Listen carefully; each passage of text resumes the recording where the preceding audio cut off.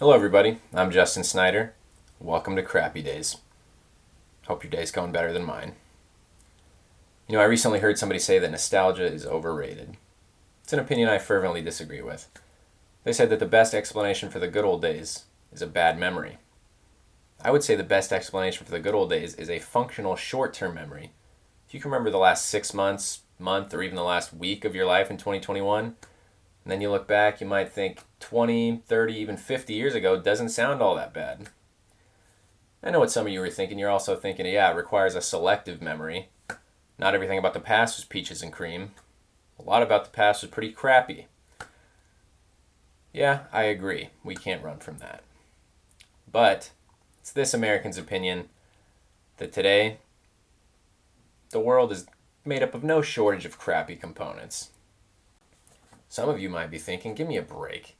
What about the past is so much better than today? Well, let me just name a few off the top of my head. I'll keep it brief. Let's see. Music, movies, television, cars, architecture, universities, K through 12, soda machines, McDonald's play places, video stores, women's hairstyles, men's hairstyles, value systems, cultural norms, sports commentary, sports uniforms, sports logos, sports in general. And let's see, what else? Definitely cartoons. Looney Tunes is older than my grandparents. I think it started in like the 30s or something. And still to this day, no animation studio has come close to dethroning it as the greatest cartoon series of all time. Stop. Just stop right there. I know what some of you are thinking. Yeah, well, if you lived in the old days, you wouldn't be able to make this stupid podcast. You're right. And I wouldn't have needed to because I would have been happy. Rendering a platform by which to lament the times I live in superfluous. I felt for a long time that I was born in the wrong generation. I've been called old school, an old soul, old fashioned, and sometimes just plain old or old man. I don't take offense when any of these labels are applied to me. In fact, I wear them as a badge of honor anytime I see some unoriginal Gen Z nitwit crank out another dumbass TikTok video. If that's what being with the times looks like, then just check me into the old folks' home right now. While most people ignorantly refuse to recognize my identity as a man who was born during the Great Depression, there are others like me. One of which is one of my oldest friends, Jake, who is the co-host of this podcast. I'll be introducing you to him in a minute. Much like me, he is jaded by anything and everything that's happening in the world today. For years, we've been texting each other constantly, sending each other essay-length rants about anything from sports to politics to annoying insurance commercials. So we recently decided, to cut back on our texting time and get our blood pressure under control. We would just condense this into one phone call per week and share it with you. So, without further ado, let's get Jake on the line.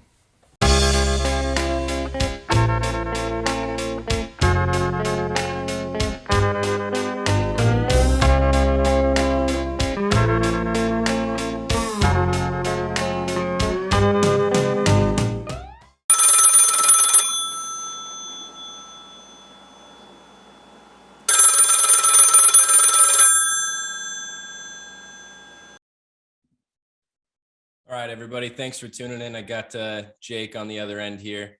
As you've noticed, my shirt has changed. My hair is 3 days longer. I got a different background, and I have contracted the common cold since the last recording you just saw. Jake, I gave him kind of a decent general intro to you already, but I did realize I left out one very vital piece of information, which it's probably better that you tell us anyway. So go ahead and let the viewers know what are your preferred pronouns. I go by Zem. Zem. Oh, that's a newer one, right? I actually recall it back in like Invader Zim days, 90s. Yeah, I remember they had like that. some Z. Yep. And that's where I get it. So I identify as Invader Zim, and that's how I like to be referred to as. I like it. What I really like too is that the even the crazy wacky pronouns from outer space, like Zer, Zim, they're still based on the very traditional binary her him system we have here on Earth. I love that. Yeah, even the demon pronouns, same thing. Oh yeah, can you rattle off some of those for me? For context, we'll probably show this video in the future, but I think it was you sent it to me about a couple months ago. A couple of people who identify as demons, and they have specific pronouns because I guess demons are not just male and female. They had quite the plethora of different names that I'd never heard of before. Do you remember any of those? I think it was just Demon, if I'm not mistaken. So like if I wanted to include one of these people in a story, I say like, yeah, I went to Barnes and Noble with Deem. Correct. That's what I would say about my demon friend. Slub Correct. gob and screw tape. Yep. Nope. Spot on 100%. Good. All right. I don't want to spend too much time on that. I know I don't want this to be a runaway train on pronouns the whole episode. This is, we're just coming out of the gate here. But I know you and I have discussed this before. It fits with the theme of the show, which is, obviously we're not too big on the current state of anything, basically. And I think we both have ideas of like what we would like society to look like. Even if that's like an amalgam of different eras, like sports from this era or the general culture of this era. I don't know. Do you have something specific in mind of like, if you could just handpick different things to make society make it how you wanted it to look, what would that look like? Where would you start? Well, I think the Puritans really probably set the blueprint for like the ideal society, and I'd take it probably back to Salem back in 1692, with a couple caveats. One of which the Puritans, assuming they're devout Catholic, right? Like that would be ideal. But also, so we a little change there. Yeah, and then also just that the Massachusetts Bay Colony is really governed under a papal monarchy. I think that would be really an awesome system to implement. Okay, you really are easy to please. You're not asking much at all. No, I just think there's a lot of benefits to a society that's well ordered towards flushing out Satan.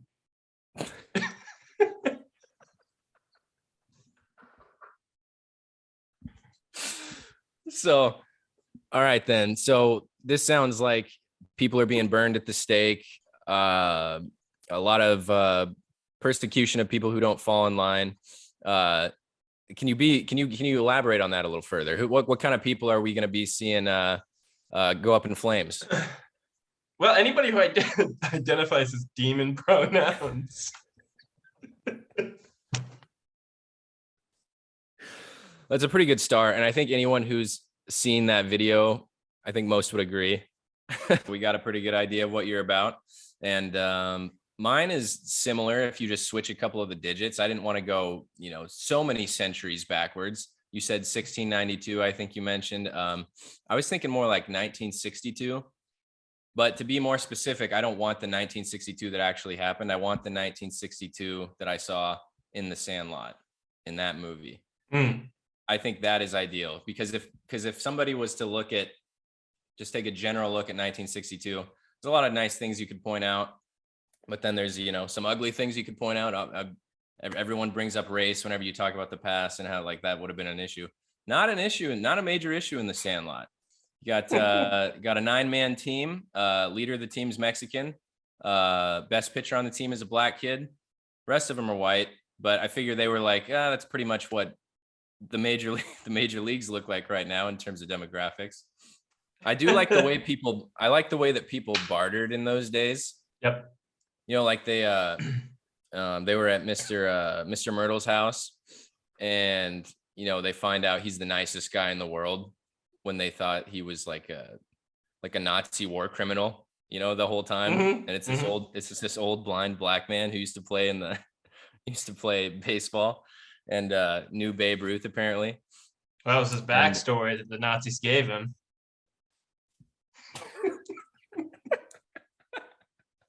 It may well have been. Who knows? But he, if you recall, he had it was the Babe Ruth ball that hit into his yard, and then he has one that's signed by that whole team, the whole 27 Yankees, and he wants to give that to them and take the Babe Ruth ball, which seems like it would be a lesser value, but really he was just negotiating for weekly baseball chat with them. To which they agreed. I don't remember if you recall that end of the deal.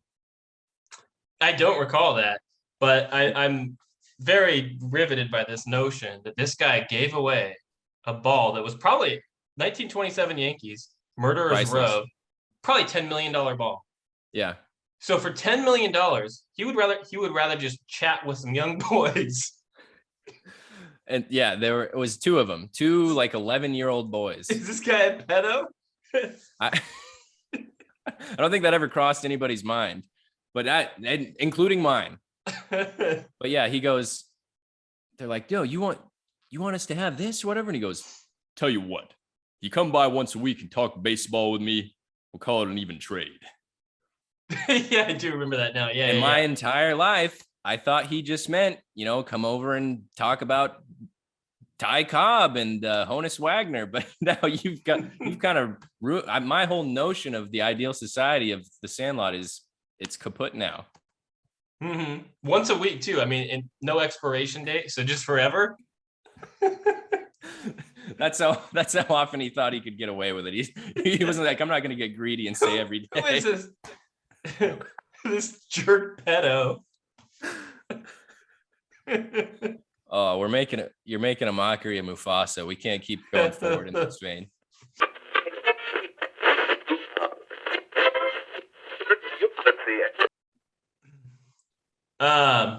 So I mean, I'll just end this little segment here with one last parting word or parting thought, and that's just that the 90s were great. I think the 1600s had a lot of good qualities to them, but I would also just settle for any time period ever in human history before the term influencer entered our lexicon. That, yeah, when was that, by the way? 2017 probably? Maybe a little earlier, 2015, 2014, 2015, but the fact that influencer is now a thing is just completely unacceptable. And I need a time machine to get the hell out of this era. Yes. Which brings us to just social media and TikTok in general.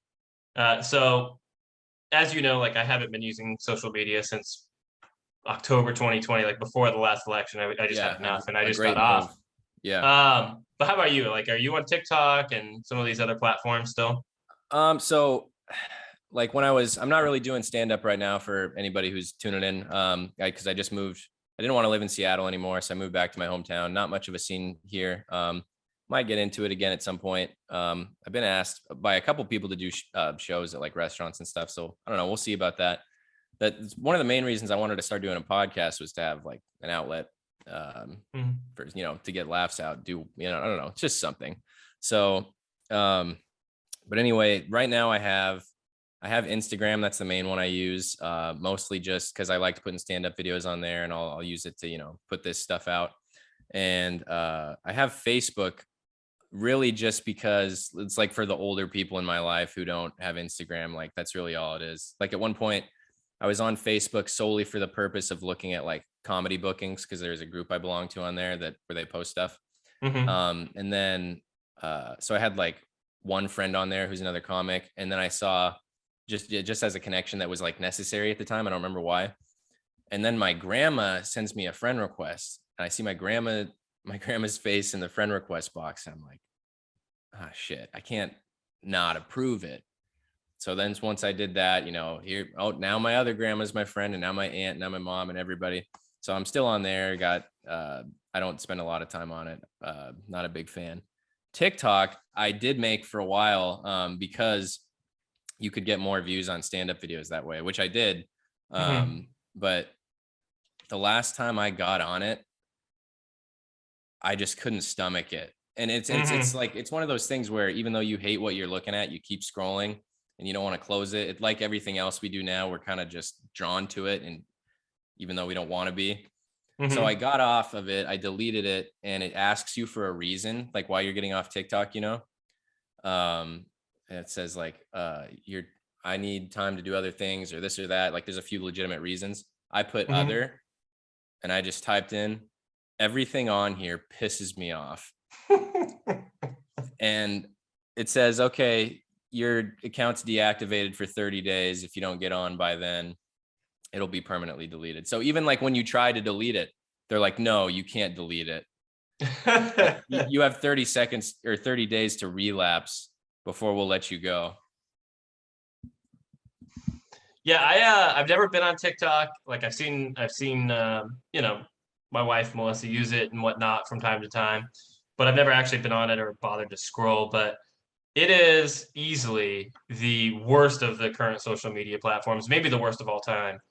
Yeah, it's no, there's no contest. And social media in general, it's just it's a terrible public square. Like it used to be way back in the day, the entire village would get together in the middle of town. There'd be a couple, And burn a witch. intelligent, yeah, exactly, burn a witch, argue about which witch to burn next, things like that. But there'd be a couple spokespeople who would talk while the rest of the toothless, inbred peasants just kind of cheered and jeered.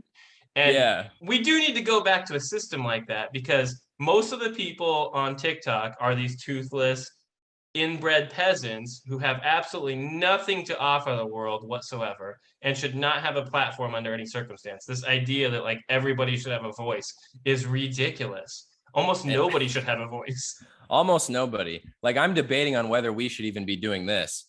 But Absolutely not. I do think we have more to offer than the kind of people you're talking about. Mhm. And it took some effort for us to do this. You know, we had to download some software. We had to, you know, take time out of our week to have this call.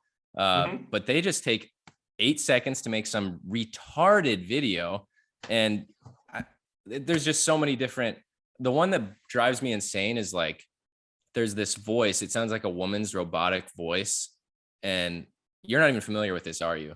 I bet I am because again, I think I've seen Melissa, watch enough of these. Okay, I was gonna say I'd be envious if you didn't know what I was talking about, but it's like, this kid randomly started playing piano in my class. Like the voice is like that, Mm. and it for probably the last year, every video you see on TikTok, and then these also get imported to Instagram, opens with that sound, that voice. And when I see it, even if it looks like something interesting, I get so mad. I freaking get rug burn on my finger flipping up the phone so fast to get off of that video. The entire platform is just something trends. Apparently, this voice, whatever that is, something trends, and then everybody just regurgitates their own version of the exact same thing, and everybody just Yeah. copies and pastes everything until the trend dies. Rinse, repeat, rinse, repeat. There's no original content at all. There's like one original thing that one person randomly has, and then the entire platform just copies and pastes everything for like the next 2 months. Yeah, they go, that got a lot of views. I'll do the exact same thing. But just with a minor spin. It's not creative at all. It'll be me instead of this Yeah. person. Yeah, Other yeah. than that, Yeah, exactly. Because like recently I've been seeing this one where it's like a guy comes in and says like, hey man, enjoy your workout. Like they're at the gym. And then the guy behind the counter goes, so the guy behind the counter says, enjoy your workout. And the guy going into workout says, you too. And then the guy behind the counter goes, me too. And then it goes to a video of them working out. And then at the end of it, it's like, hey, enjoy the rest of your shift, man. And he's like, you too. And then they work a shift together. I've seen so many different, I was going to say versions of the same video, but it's the same. It's not different versions. It's the same fucking thing, just different people doing it. It's like, why do we need this? I just saw 16 other people do this in the last 20 minutes. Why do I need to see it from you? Mm-hmm. Yeah, and like the fact that like so many people are like, oh, it's hilarious, TikTok's funny.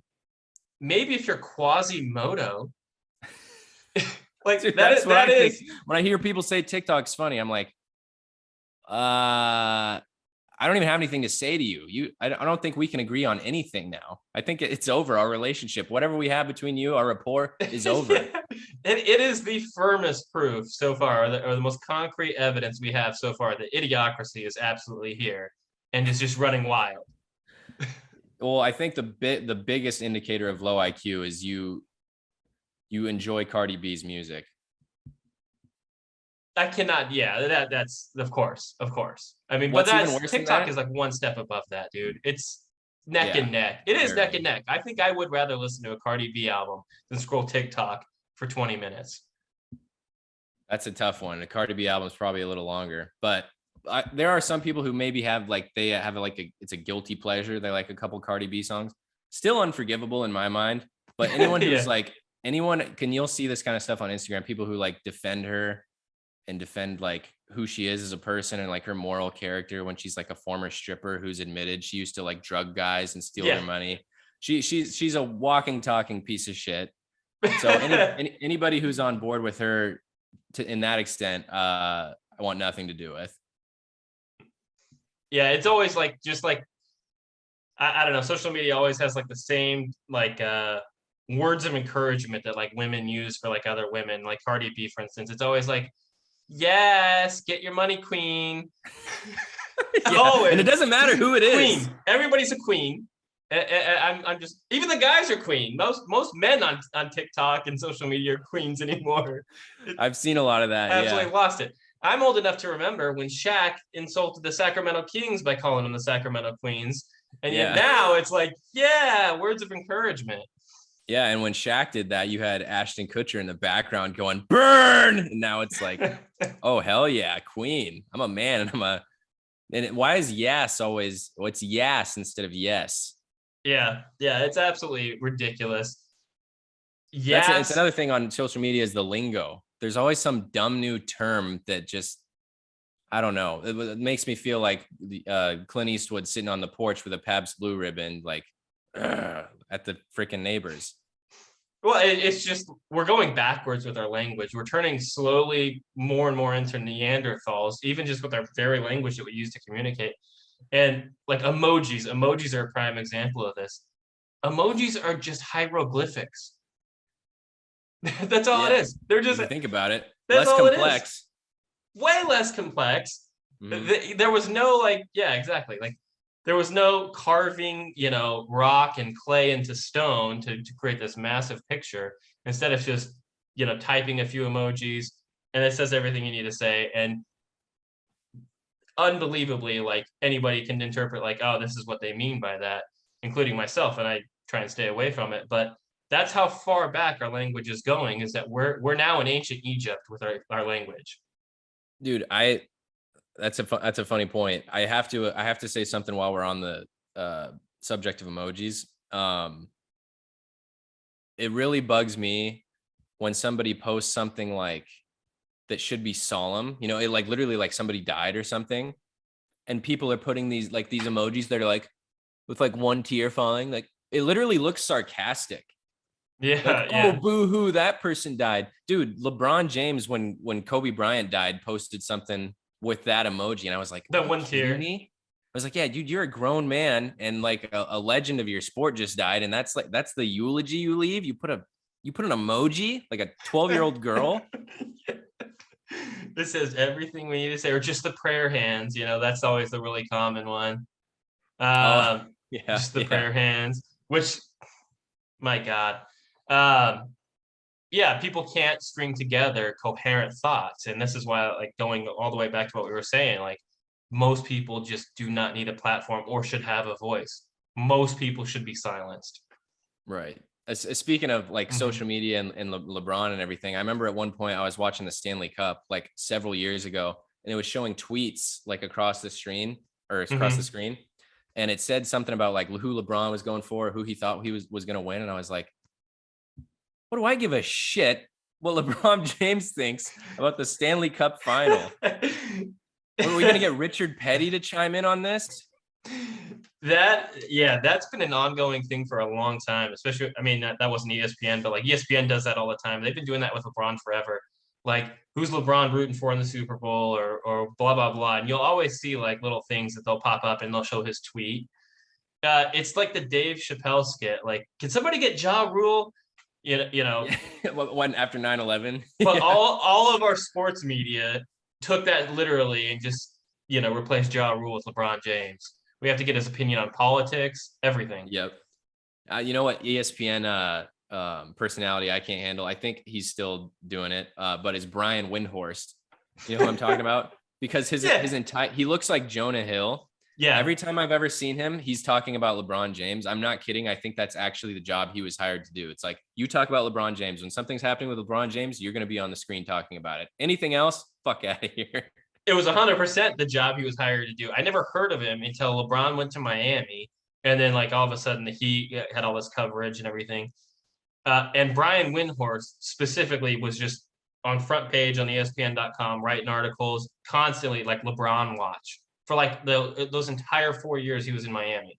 Yeah, I I know didn't he's know he writing a was still book on doing him it. too. Get this guy out of here. He's a What a weird stalker. assignment. Like we don't trust you to do anything else. You have a very narrow scope with this company. That's You're got to going be to the talk most, about this yeah, one guy every day of your life. it's got to be the most unhealthy job. Yeah, it's like Just obsessive. it's freaky. Yeah, who's the guy? Who's the guy who stalked Jodie Foster? Because that's Brian Windhorst. Oh, the guy that shot Reagan. Yeah. I feel like Brian Windhorst has like a shrine in his closet, like the one Helga had in Hey Arnold. Yeah, probably. Of LeBron with like it's made out of bubble gum. All I know is Joe Biden better get some extra Secret Service agents because this guy's a freak. This guy is a freak.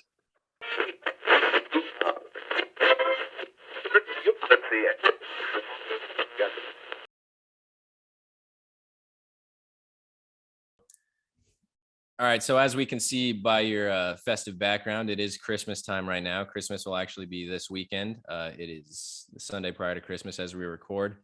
And I feel like it's been Christmas for 8 months already. And that's becoming a problem these days. I know in the old days, it was not like this. I remember I think it was my 5th grade teacher told me that in her family growing up, so she probably grew up in like the 60s or something. She said, we didn't put up our tree until the night. It was like Christmas Eve. Like the kids would go to bed and the parents would stay up and put up the tree. So it was there in the morning. Okay, well, that's a little much. I know that's another extreme. Yeah, like when I was growing up, we put it up, 2-3 weeks before Christmas. But now, like I swear to God, I've seen Christmas stuff in stores before Halloween. Yeah, it's getting to that point. Like November 1st is now kind of like the unofficial date. Like, but Thanksgiving is a terrible holiday as far as I'm concerned. I'm just gonna go out there and throw that out. So I don't mind necessarily ignoring Thanksgiving, but it is still a major holiday, and to just pretend that it doesn't exist and to just throw Christmas stuff up the day after you're taking out your boo decorations from your lawn, it is absurd. It is absurd. Hold on. Yeah. Hold on. That was a hot take you had. We can't just gloss over. You're not a Thanksgiving guy? I'm absolutely not. It is one of the most boring days of the year. Maybe the most boring day of the year. You just sit around, you eat food that is not that great outside of mashed potatoes. Like turkey is the driest. I'm a ham guy. I'm a big ham guy. I always do the ham. Turkey's a piece of shit bird. Yeah, it's a piece of shit when it's dead. It's a piece of shit when it's alive. If a turkey was standing outside of my car in a parking lot, I would lose it. Yeah, exactly. They're hideous. They're disgusting. Stuffing is terrible. I don't even overrated. know what stuffing. I don't think it's terrible, but it's probably a little overrated. It's on par with the vomit from Jackass. It's that bad.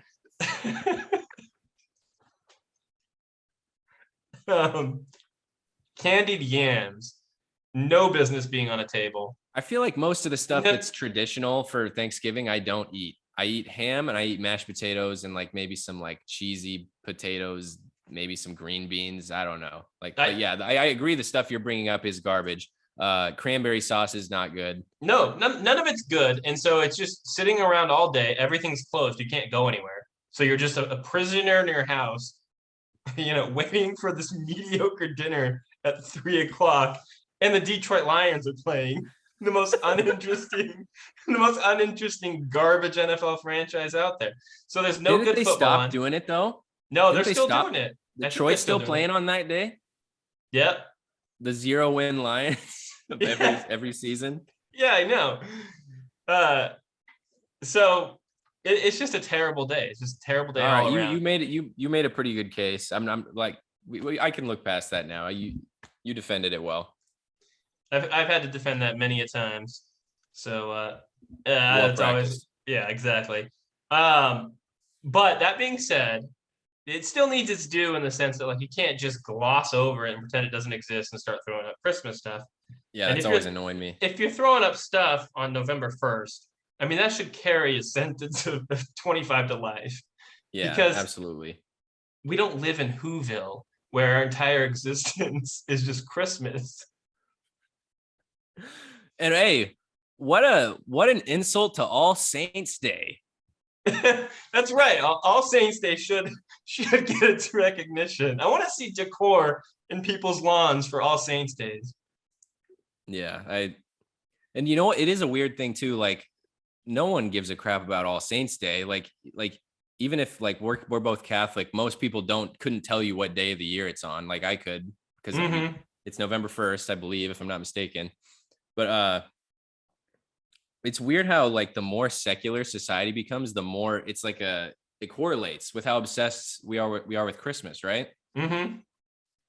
Doesn't make any sense at all. It's just all materialism because like people have completely divorced, what we call Christmas today from anything resembling, religious celebration. It's just celebrating getting gifts from people and going out and spending, a ton of money on whatever.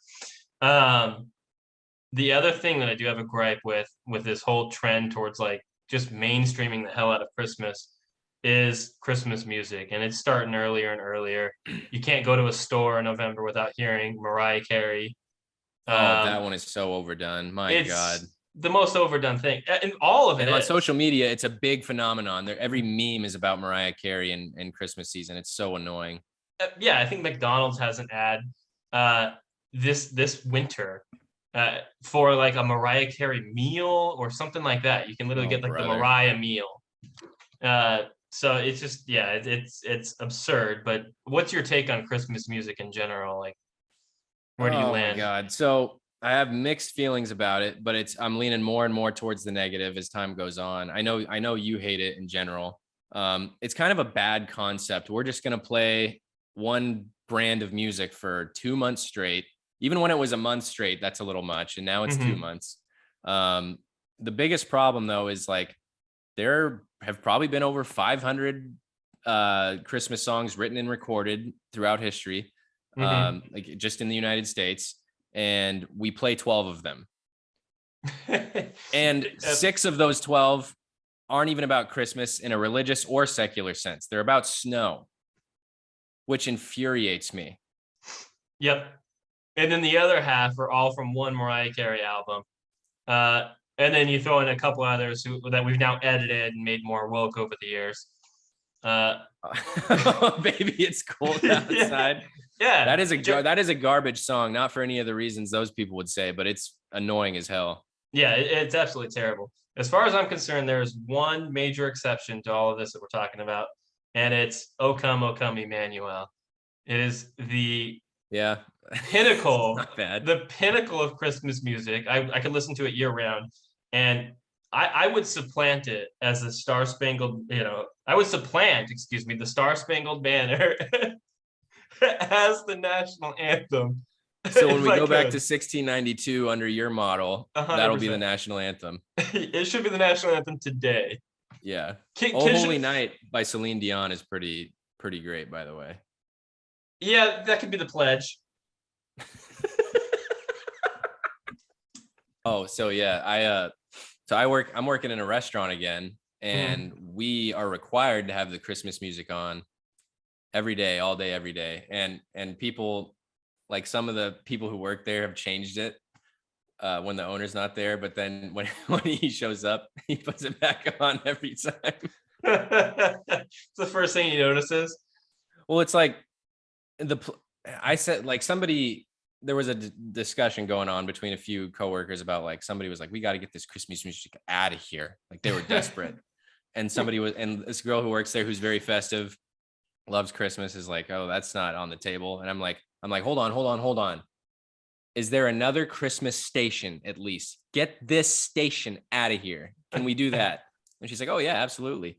Turns it to another station, and within 20 minutes, it sounds like it's the same station, basically. I remember one day I was bartending in the You're a Mean One, Mr. Grinch, that song came on, and 20 minutes later it played again. and my shifts are, like 6-7 hours, so that's kind of rough. So you probably heard it 13, 14 times. Oh, in that ballpark. Um, yeah, I actually like remember just my retail days working at Buckle. Um, their music in general was just constantly recycled, but Christmas especially, it had to have been maybe 10 songs that they just constantly reshuffled through. Like one CD. And I worked there. I last worked there in like 2013 or something like that. So we're talking 8 years ago. I went into a Buckle not that long ago, and they're still playing the same damn tracks. They have Really? not updated their playlist at all. I don't even think Well, that Spotify was a thing back then. They couldn't even just go back there and put on Spotify anymore. Like like that's something they haven't thought to do. well, that's another thing. As bad as like playing all these old songs over and over is, I do not trust anyone to make new Christmas music. I don't like the idea of that concept at all. It would only be worse. Well, you'll just get like the woke "Baby It's Cold Outside" by John Legend. Yeah, shit That's what like you that. get. Is that John Legend did that? John Legend did like Oh, I a was woke thinking when you version, I said John think. Legend, I was thinking of John Mayer for some reason. Yeah, John Legend seems like a douche. Um, let's see. Okay, so let's try to, while we're on the Christmas note, let's try to turn it to something a little more positive. Um, a little nostalgia from our, from childhood, because Christmas is, it always, reminds me of childhood. In terms of like, today, I don't think about getting presents from anyone. It doesn't even really cross my mind. I'll Mhm. get something from my parents, my grandparents, or whatever, but I don't really think much about it. And when you're a kid, you're obsessed with it. It's the Mhm. biggest deal in the world. Do you have any good stories about like a present you got that stands out in your mind? And if it's a funny story, that's what I prefer. But if it's just a good, heartwarming story, I'll reluctantly accept that. Yeah, I've got a couple. I've got a couple good ones that I'll never forget.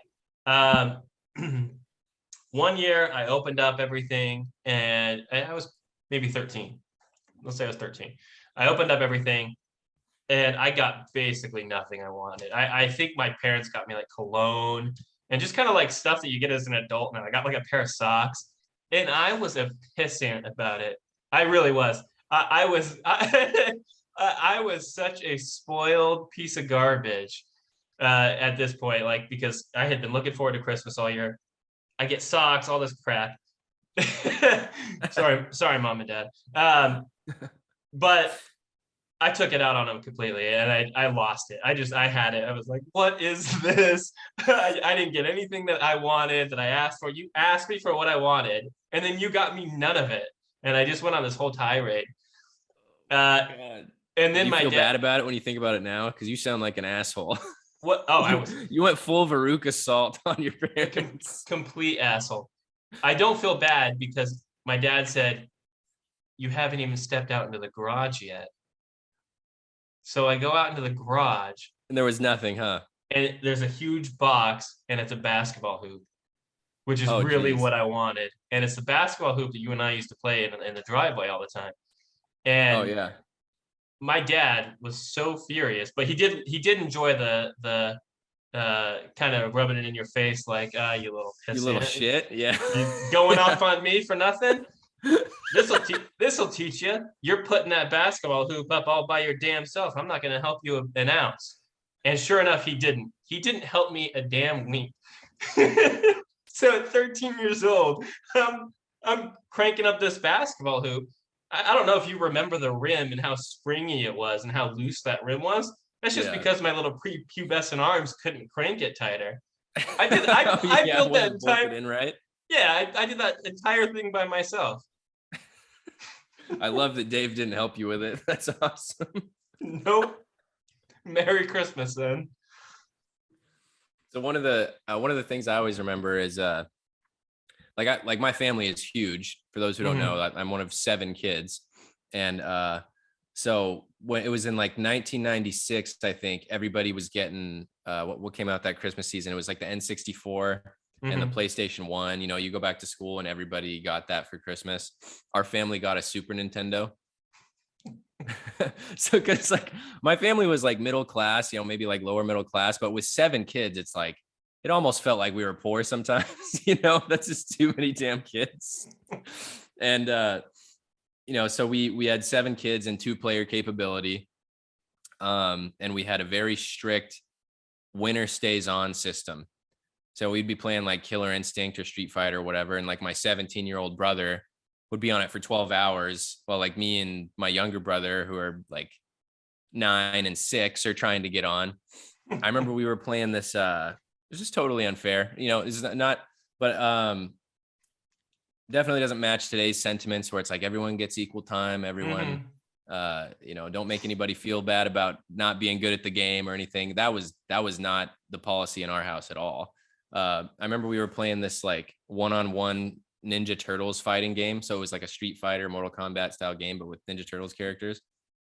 And my brother had Donatello, my oldest brother, who again was like 17 at the time.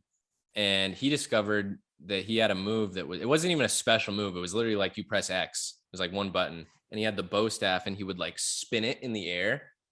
It was impenetrable. No matter what you tried to do, you'd try to jump attack him and he would just decimate you with it. And it was so frustrating. And he thought it was so funny. And he wouldn't do anything else, like just to make you mad. He would stand there and wait for you to attack him and then do that. So he'd do it like 8 times and then the fight was over and somebody else had to jump on. Yeah, I obviously, like, as you know, I didn't have brothers. So I just had 2 sisters who absolutely refused to like play video games with me, do anything, associate with me whatsoever. They've come around since we've gotten into adulthood, but yeah, that happens. It's happened with like my sister too, because we used to drive each other nuts as kids, and now like yep, that doesn't exist at all. Yep. But a few years ago, she did get me a Christmas present. It was probably the first time she maybe even ever got me one. And I was like, oh, okay, that's kind of thoughtful. I don't know if I had gotten her anything. I opened it up, and it was a douche. An actual douche. Yep. Which sister was this? Tab, my youngest. That's so funny. Yep. Was it? And Tab is the one who, when you were kids, she scratched herself and told your parents it was you, right? No. I think that was probably Kaylin. Yeah. Tab would do a lot of dramatics. She had a flair for the dramatics for sure. I'm pretty, she had her moments. But Kaylin was the one who would harm herself and then go around and blame me and get me in trouble. And that was the game they played. Such a weird dynamic between like young siblings and like just knowing how much trouble you can get the other person in and the power you have over them. Like I remember when I was probably like, I don't know, 10, 12, my sister, who's like 5 years younger than me. So at my house that I grew up in, we had an outside deck that was upstairs. It was like over the garage. And then it looks out over the driveway. So it's like 15 feet up in the air. It's pretty high. And me and my brother both see my sister like sitting on the ledge of it, like just legs dangling over it, which is something our parents would have lost it if they saw, because like extremely dangerous. She fell off there. That could be, curtains closing or a serious injury. So me and John, basically, that was like a blackmail thing for years.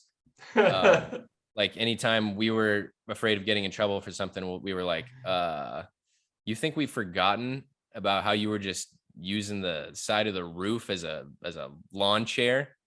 Because we can still tell Dad about that. And we extorted her, dude. I remember her paying us in like quarters to not tell our dad. You laughed. I specifically remember bank. Too. She was so grateful that she gave us more than we asked for, like gave me an extra like 50, 75 cents or something. It was like, that's an extra thanks for not telling. Like she was so appreciative, because it would have been the apocalypse at our house if my dad had known that she was doing that. Speaking of which, I think it's time for our next segment.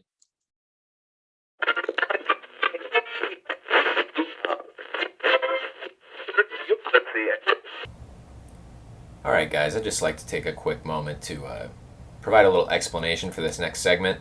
It's going to be a recurring segment on the show. It's called Apocalypse Now. As you've seen and heard, basically the theme of this show is to reminisce about the past, talk about the good old days, and bitch about the present and how bleak the future looks. But, we can talk about all we want. but we're never going back to the past. We don't have that ability. We also aren't too interested in seeing what the future holds. As I mentioned, it's looking more bleak all the time. In the book of Genesis, God promised that he would never flood the earth again and destroy the human race. It's too bad. But there is a silver lining to that story. He never promised that he wouldn't decimate the entire earth in some other fashion.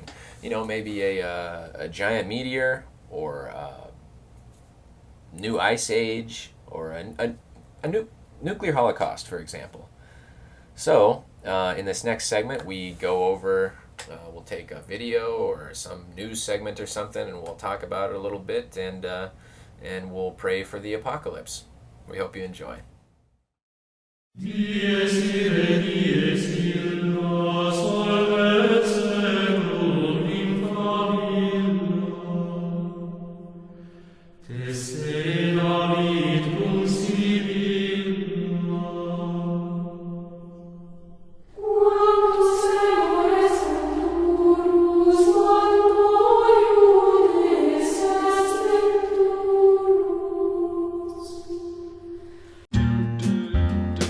I'm dreaming of a masked Christmas.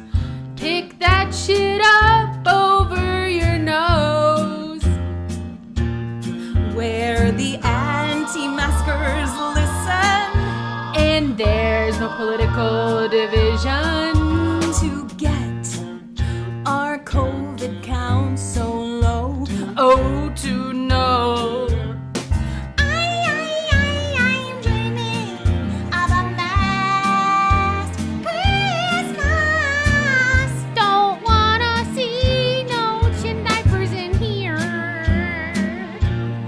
Seriously, on the mouth and the nose.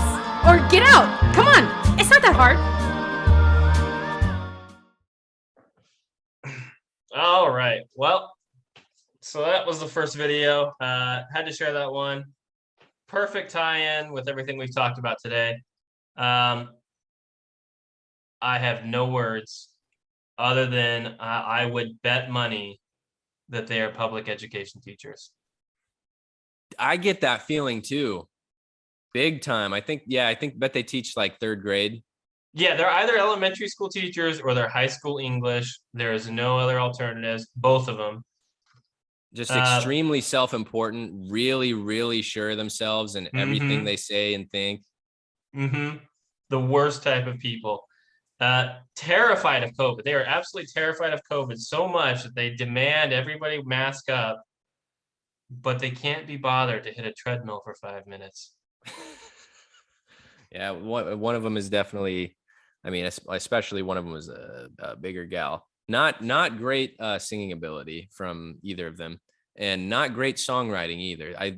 There's no political division. Like you couldn't have a little better cadence than that. Yeah, it was an absolute abomination, and everything that is wrong with TikTok right there. The fact that went viral and came across my phone.